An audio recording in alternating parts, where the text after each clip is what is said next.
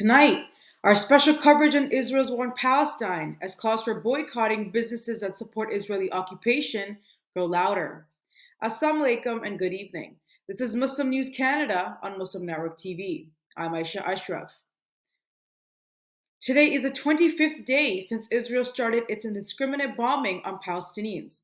The Jabalia refugee camp has once again been hit, just a day after an Israeli air attack killed dozens of Palestinians. Jabalia is the largest refugee camp in Gaza and the most densely populated. The attack has triggered widespread condemnation. Ambulances carrying wounded Palestinians have managed to enter Egypt from Gaza through the Rafah crossing.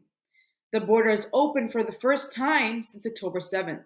Some foreign nationals and individuals holding dual passports will now be permitted to leave the region. The situation in Gaza remains dire. Palestinian telecommunications company has confirmed a renewed disruption in communication and internet services across the area. There are urgent calls for a ceasefire and an end to Israeli hostilities by international advocacy groups. The World Health Organization says there's a critical need to provide medical assistance in Gaza. The Palestine Solidarity Campaign in the United Kingdom has been gaining momentum, with widespread demonstrations and protests demanding an immediate ceasefire. The Palestinian Red Crescent has been forced to reduce its ambulance operations due to fuel shortages. So far, the Israeli government has not allowed delivery of fuel to the besieged region. The Commissioner General of the United Nations Relief and Works Agency for Palestine Refugees is warning that the fuel blockade can have devastating consequences. Reporters Without Borders has filed a complaint with the International Criminal Court to investigate the killing of journalists during the conflict. Images posted by the Israeli army show increased military presence near Eilat port in the Red Sea. Hamas's leader has placed responsibility for the conflict on the Israeli prime minister for the war. He says Netanyahu has initiated war to divert attention from the legal troubles he is facing. He is urging the U.S. to cease its support for the Israeli government. He says the U.S. should stop obstructing international efforts towards achieving a humanitarian ceasefire. The casualty roll continues to rise. At least 8,796 Palestinians are reported to have been killed in Israeli attacks. More than 1,400 people have died in Israel. The Israeli army says 9 of its soldiers have been killed in the clashes. Despite growing pressure for a ceasefire, Benjamin Netanyahu has rejected calls for any such possibility. He labels these demands as, quote, calls for surrender to terrorism. Supreme Leader Ali Husseini Khamenei of Iran has pointed fingers at the West, blaming them for the humanitarian crisis in Gaza.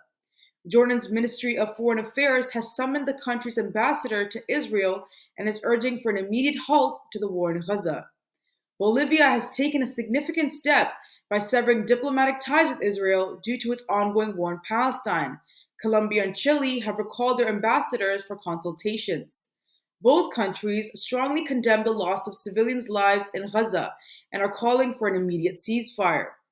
U.S. Secretary of State Blinken is set to visit Israel once again on Friday. He will hold crucial meetings with Israeli officials. And in related news, the United Nations is describing the Gaza Strip as a graveyard for thousands of children. UN estimates show more than 3,450 children have been killed in Israeli attacks. Around 6,300 children have been injured. On average, approximately 420 Palestinian children are either killed or injured every day. UNICEF has urgently called for a humanitarian ceasefire. It says there's a critical need for humanitarian aid, such as water, food, medical supplies, and fuel.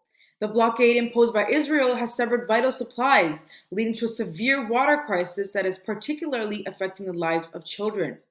The Commissioner General of the United Nations Relief and Works Agency for Palestine Refugees says that almost 70% of the Palestinians killed in the Gaza Strip over the past 3 weeks are children and women.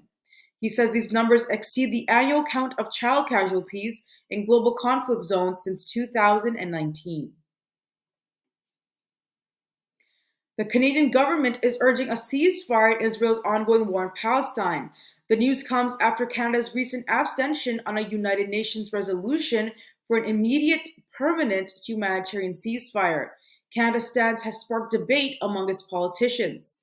Some members of the Liberal caucus and advocacy groups have criticized the Canadian government's position, urging support for a ceasefire. Soon after, Foreign Affairs Minister Melanie Joly called for humanitarian pauses and a humanitarian ceasefire in the Gaza Strip. In a speech in Toronto, Minister Joly has emphasized the need for all parties to come to an agreement. She says ensuring the safe return of foreign nationals and the release of hostages should be the priority. Minister Joly condemns Hamas's attacks.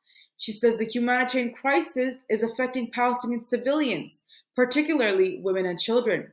Quebec Liberal MP Samir Zuberi is also calling for a ceasefire.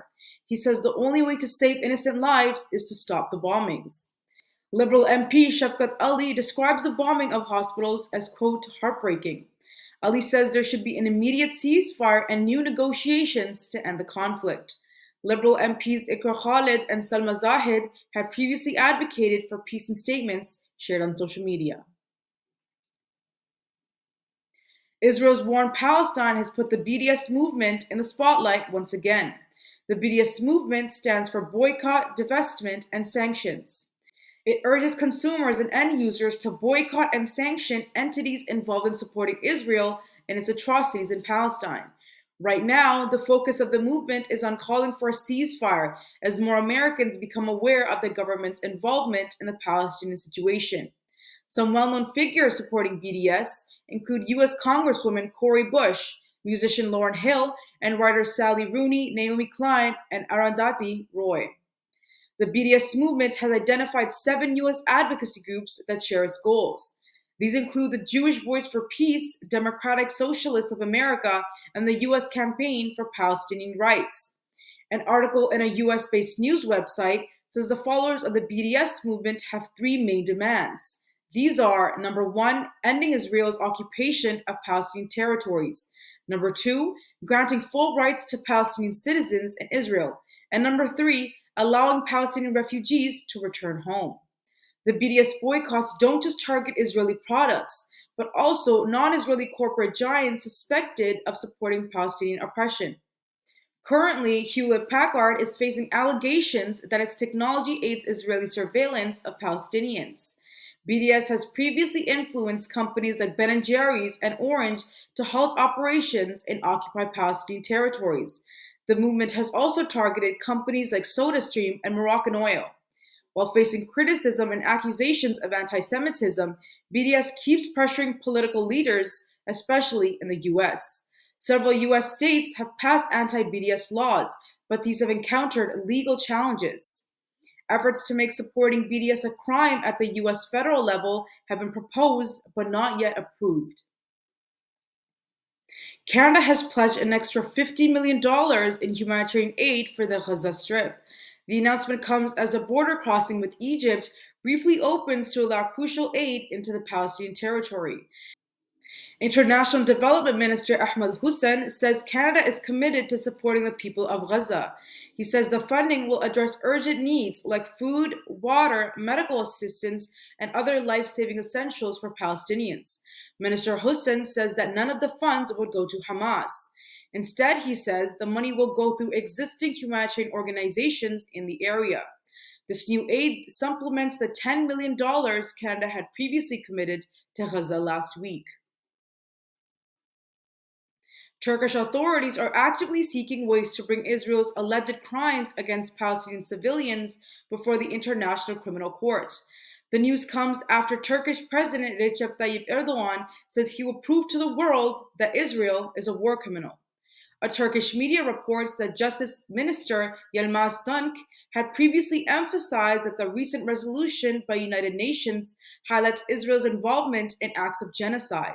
The resolution, backed by a large majority, condemns all forms of violence against Palestinian and Israeli civilians, including terrorism, indiscriminate attacks, and provocations. The UN resolution also calls for immediate and complete compliance with international law by all parties. In a social media post, Tunç calls the resolution, quote, soft law. However, he stresses on the binding nature of international law. In the post, He says such resolutions, supported by a substantial majority, have been used as evidence in the International Court of Justice. Thank you for watching. Our news is produced by Muslim Network TV, which is a not-for-profit organization. We need your support for donations. Please scan the QR code on our broadcast or visit muslimnetwork.tv to donate now, so we can continue to amplify the voices of Muslims in Canada and abroad.